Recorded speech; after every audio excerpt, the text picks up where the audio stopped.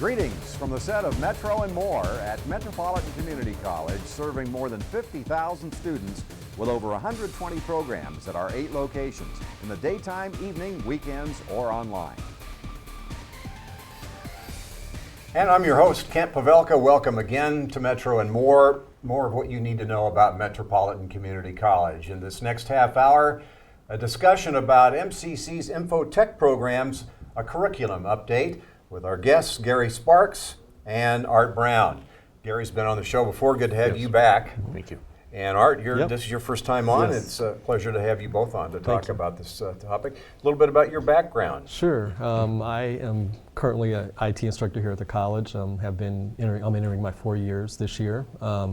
Prior to that, I worked at a local organization, First National Bank, wide variety of jobs.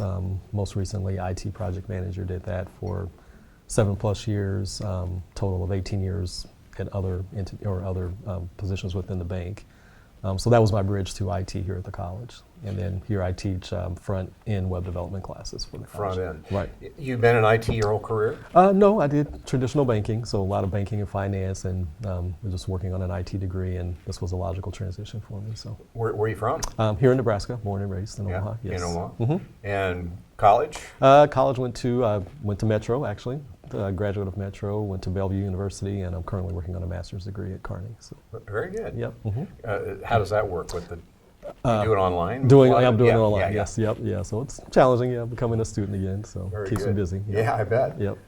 Gary, good to see you again. Good to see you. Tell us what's your background. You've been on the show before, but some people probably haven't seen it. Okay. You go back to your military, probably, to start? Or? Well, I originally from Tennessee, Middle Tennessee, grew up there, and then went in the Air Force and worked in security as a security police officer for about 16 years in the Air Force. Went from Tennessee to Fairbanks, Alaska for first duty assignment, so the winter was kind of a culture shock. But after that, I got reassigned to Arkansas and then to Offutt here in Nebraska. I have 2 associate degrees, 2 from the Community College of the Air Force, and one's instructor of military science and technology, the other is security administration and law enforcement. And then I have a bachelor's and master's degree through Bellevue University in management information systems. I also have 16 years experience in the Air National Guard in communications, working on network operations, working the data center there in Lincoln for the Air National Guard, and worked my way up through crew chief to the superintendent of communications, and then went on to the Joint Force Headquarters as a human resource advisor to the Adjutant General. And you've been at MCC how long? I've been at MCC since about 97. 97. So I've been here several years, taught full-time since 98. Before we get into the curriculum update, maybe some generalities about IT options, degrees offered, certificates offered in general here at the college. Sure. Well, we offer degrees and certificates in the field of web design development, networking, programming, Cisco networking, data center management, and also database management are the major ones. We also have some specialty types of degrees too. Everything from the returning student, the working professional coming back to add on into security or information assurance arena. But they can also get a customized degree, which it's a very flexible degree. Their upper level is designed by the faculty, and it gives them an associate degree in information assurance, which they can take to the Academic Center of Excellence at both UNO and Bellevue University. You mentioned a lot of areas here. Are all these degrees, or some of them certificates? Combination of both, degrees and certificates, yes. How does it work for a traditional student coming out of high school, for example, that wants to get a degree in IT? You take a certain amount of basic courses and then specialize, or? Correct. Yeah. Right. So typically, go ahead. Right. We have a core set of classes that establishes the foundation for the student, and then when they start getting into their upper level classes, a lot of things they've seen before, but the upper level instructors take it to the next level to where the students are not just being able to identify and describe, but now they're actually using those technologies and building websites or constructing a network or managing a network or securing a network. So it's a holistic type of thing. Mm-hmm. Mm-hmm. Did you want to add something, Art? No, I think you hit the major points. So is IT offered the basic courses, the core curriculum at all the major campuses, or how does that work? They are. Actually, our largest campus is the online. We have a mix of traditional students, which we typically see during the day, but those working professionals that are coming back to pick up their education at night and online. All campuses offer the courses in a variety of methods, traditional as well as hybrid and online. And you teach here mainly on the fort, right? Correct, and I do. I'm sure, like Gary, do a combination of both online and on campus. So I'm both segments. Yes. Yeah, you're not at the fort though, right? You're No, I'm headquartered officed at Sarpy in La Vista. in Sarpy. Well, why wouldn't there be a lot of courses offered online in IT? I mean, after Yeah. all, right? Right. Well, and the online delivery system really gives the student flexibility. In my graduate program at Bellevue, I had classmates in the Marshall Islands, in the United Kingdom, Iraq, and Afghanistan. Wow. And that gave them the flexibility to continue their education, whereas prior to the online delivery system, the student, the military student particularly, if they got sent TDY, they'd have to drop the class because they wouldn't be able to attend class. So it really, really benefits them to be able to continue their education.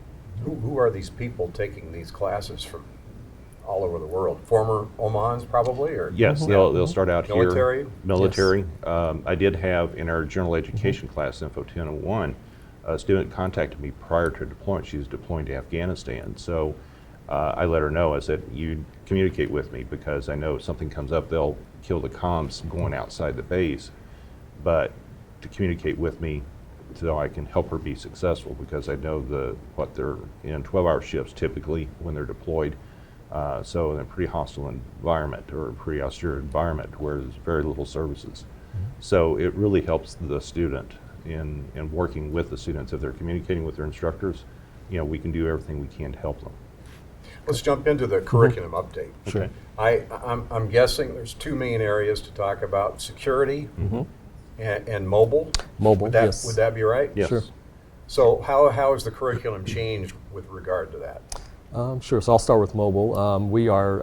It's actually a fairly new area for us here at the college. So we've created a couple of exploratory courses for our students just to get them introduced to various types of mobile application development technology. So we focus our attention on hybrid web application development as well as native application development. So that's one of the courses I currently teach, and it's designed as an intro course to give students a basic overview of what that process looks like so that they potentially could enter the industry, and we're hoping to develop more courses in that area as well too. Basically, end user, you're talking about people using mobile devices. Exactly, and, yes, yes. And educating people how to what, program? To program or create those applications that work on those mobile devices, yes. Versus the traditional Websites, potentially. desktops. Yes, Yeah. yes, yeah. Yeah, and the mobile arena is really growing. And when you take a look at security, information assurance, what art is teaching in the classroom also integrates in. They need to think about security while they're doing that development process, because the last thing they want to have is their information compromised because they're sitting at a coffee shop and they're using the public Wi-Fi, and then you have an attacker sitting across the room collecting all that information about them. I cannot think of an area of education where things would be more, would change as often as IT. How difficult is it for the college to stay current in terms of what you have to teach and have it reflect what's really going on in the world? Sure. I will say it's a definite challenge. It's just staying a couple steps ahead of our students. Frankly, the technology does change so often, and it's a constant learning process. So I enjoy it, and I'm sure Gary can speak for himself. But it's definitely a job in itself, just keeping current on the technology. Yeah, it is a great challenge because the operating systems change every year or two, depending on the platform. Right now, Apple is rolling out new operating systems just about every year. And of course, looking at all that code, making sure that it's secure, making sure that it works and it functions, it's a definite challenge trying to keep curriculum updated and stay on top of what's going on. How unique is MCC in terms of doing that compared to, I would guess that there'd be some educational opportunities around that aren't as responsive and quick to get up to speed, right? Right. It was said one time about the community college, particularly Metro, that we can turn a program on a dime. Whereas a lot of the organizations, they have these large curriculum committees. You have to get approval through them and then take it to the state and get approval through the state. One program, it took about 2.5 years just to get, and by the time you get the program in place, the technology's changed on you. So it's being flexible, being nimble on development and bringing new things into the classroom. And I'll add that we, in addition, we talk regularly to industry partners, organizations that are seeking to employ our students, and exactly what Gary said, being agile, the fact that we can implement something a lot quicker as far as emerging technologies into our curriculum, I think makes us a desirable location for students that want to get into the industry. I knew that would be the answer. I knew Yes. that was the answer, but I wanted to make sure everybody else understands that Right. because that's important. Definitely. So who are the employers that are concerned with mobile Sure. technology? Sure, I'll start with a couple. Mutual of Omaha is one of our, I would say our premier partners. They regularly employ our IT students in any areas ranging from mobile application development to just traditional object-oriented programming. They regularly seek out our students, and I think it's a commitment to what we're doing here at the college. We're teaching relevant technologies, and students are able to apply those in real-world scenarios. So. But I mean, use Mutual as an example, what are they doing and how do they utilize mobile technology in their industry? Sure. One of our recent graduates, they were hired to work on their mobile application development team. So, as I understand it, they are developing a product for their sales reps to actually interact in the field with clients, so that they can have access to products and services offered. That's a good example of how a mobile app might be used in that industry. Sure. Yeah, some realistic things you can see if you go to a lot of the restaurants, the person checking the clients or the customers coming into the restaurant, instead of having a pad and paper, they now are carrying a tablet. And they can take the person's name and then call them when they're ready for when their table is ready. So Exactly. you're Call them on their they could do iPhone or whatever? it. They could do it. They could do it that way too. There's a lot of different things that's doing that. You'll see retail industries. Such as Nebraska Furniture Mart and Best Buy, you've got employees carrying tablets, and customers looking for a particular product may not be in store, but they can look in their inventory system. Oh, well, we have it in inventory, or it's at this other store, or we can order it online and have it delivered to your house. Look into your crystal ball and project ahead. To what degree is mobile going to catch up or take over and render the traditional desktop chained to a geographical place And in the world? My personal thoughts is we're just about there. We see Surface coming in very strong where you have executives, they don't carry a laptop computer anymore. They'll carry an iPad or a Surface or some other smaller technology, but if they need access to the larger systems, they can remote in back at their headquarters, their office, and be able to use that larger system there. And I would agree. I mean, a lot of our basic web classes, it primarily was a desktop first focus, and over the recent years it's become more of a responsive design approach where we focus on mobile devices, tablets, and then ultimately desktop. So being able to easily adapt to whatever the end user might be Do using. you see the day coming where desktop will be not a reality? Or I still think there's a place and Yeah. point for those. I just think mobile devices are becoming more readily used across different industries. And a lot of times it's generational. You look Sure. at the generational, the 20-somethings, 30-somethings are more apt to use that mobile device than older generations, because the older generation, they're not native to the technology. They're immigrants to the technology, so they feel more comfortable with that. yeah, they're still carrying brick cell phones. Yeah. No, just kidding. But it's amazing how older folks do, though. I mean, it's not everybody having dinner with each other, not looking at each. It's their parents too. Right. So let's talk about security now. That is a big part of the curriculum update, correct? Yes. Correct. What's the deal with security? Well, over the past several years, you're starting to see information security become even more important. Just about this time last year, Sony Entertainment was broken into, and the attacker took emails and different things like that and then published them. Also, you had the Target incident where they had a lot of credit card information compromised. Initially, they thought, they were accessing stored data. Actually, the attacker was accessing the data while it was being processed at the point-of-sale system. And so they were taking that type of information. And it's not just security professionals that needs to know how to secure, it's the everyday person. what does a phishing attack look like? What does that phony email look like? A lot of the users don't really understand that, and we have that embedded security, how to select a strong password. And when you look at authentication processes today, the password system is getting pretty antiquated. Now we're going to, you'd have what we call a two-factor. You put in your username and password, but then another number would get text to you and you have to enter that in separately. And that would be a second factor, and it's less likely that attacker is going to be able to get both pieces of the puzzle to be able to access. What's your opinion on, you talk about end users utilizing the various applications available for password protection? I've got one that I think is really good, 1Password. Well, it's what the user needs to do is do the research, understand how that software, and a lot of them are designed for mobile. Are they using encryption, and what level encryption is being used to store that data? And there's a lot of sites now that are using two-factor authentication for that too, so that it better protects the data that's being stored on that system. I would agree. I think our consumers in general are becoming more sophisticated in doing your research, and we definitely teach that in our classes. And I think our students enter the classrooms now with a greater sense of personal security awareness. So a MCC graduate in IT finishes, and what is it that they can give to the new employer in terms of their expertise in security that relates to today? Well, just about all of our classes touch on security. Every class I teach, I have some segments of security, but then we have the classes that focus a lot on security. They're going in and they're actually the information assurance expert for the company. Most of the time, that's in addition to being a network administrator or some other role in the company. So the better they understand it, because the network administrator may not be identified as the information assurance expert, but they're supporting that and they're rolling out the policies and the procedures to better secure those systems. So the better they understand how those systems are designed, how they work, how that attacker is going to come after them.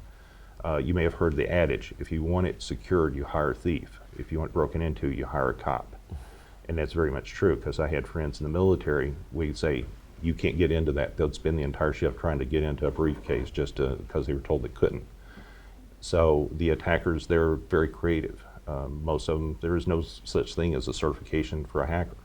These folks are very bright, and they are very resourceful in how they get into stuff. So getting our students to think that way and be able to better secure the systems is going to be the advantage to the company. What is InfoSec? Information security is what it stands for. It's an acronym that the Department of Defense has used for decades. It used to be a paper-based system where you had documents and they were marked. The paragraph was marked at the appropriate classification level. The overall document, top and bottom's marked. If it was in a binder, the binder would have the highest classification. That was pretty easy. We could just put it in a vault, lock it up, or a safe, and we know it's secure.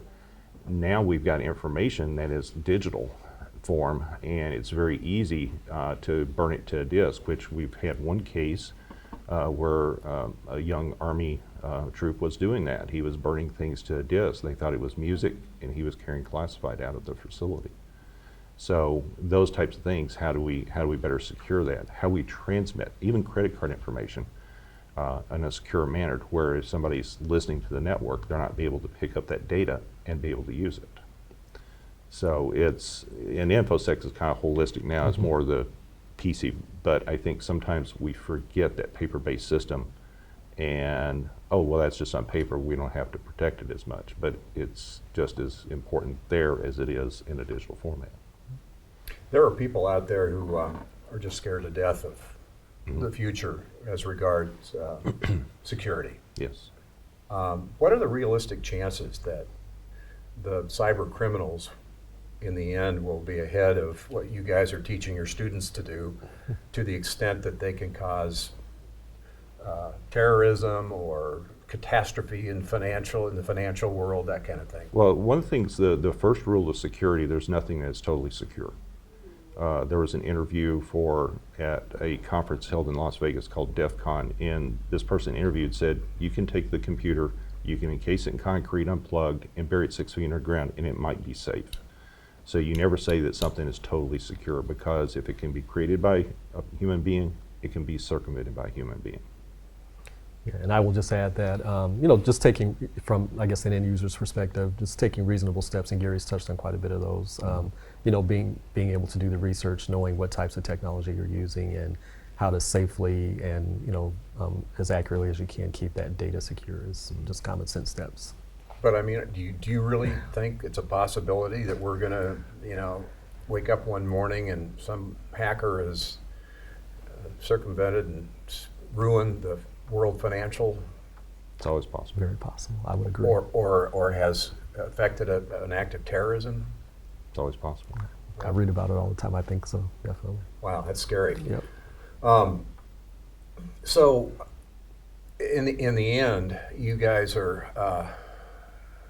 Is that what you're concentrating most on now, relative to the new curriculum changes? Those two areas, the mobile and security. But it trends. Mm-hmm. It's going to be cyclic, like a lot of them.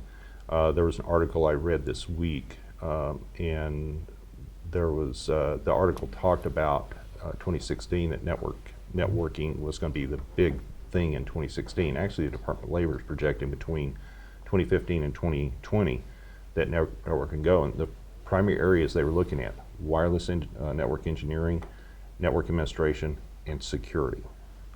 Look at this year, the Office of Personnel Management was released a compromise that probably happened a couple of years ago, which affected all federal employees, to include the Department of Defense. If they had a security clearance at the top secret level, then their information was there. As a matter of fact, I got a letter last week from them saying that my information was listed in that, and that there are the steps that need to be taken.